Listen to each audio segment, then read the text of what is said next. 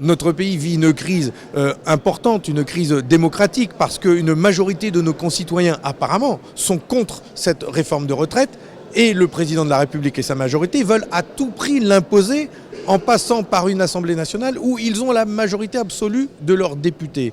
Nous pensons, nous, que ces députés sont coupés de la réalité, et la seule possibilité de nous en sortir, c'est de redonner la parole aux Français, que ce soit eux qui est le dernier mot. Et un référendum, comme nous l'avons vécu en 2005 sur le traité constitutionnel, c'est l'occasion d'avoir un débat profond sur chaque ligne d'un texte de loi et de bien le décortiquer et de voter en conséquence.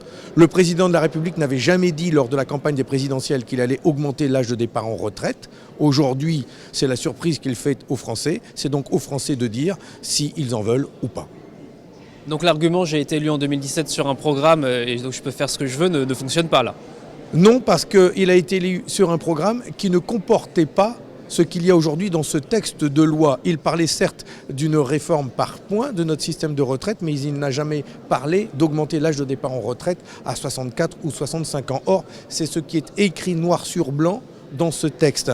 Et ensuite, la démocratie, ce n'est pas une fois tous les 5 ans. C'est pas on vote et ensuite on signe un chèque en blanc. Et donc il est bien qu'à un moment donné, quand l'opinion s'exprime fortement et à ce point, eh bien que les Français puissent s'exprimer réellement par un référendum.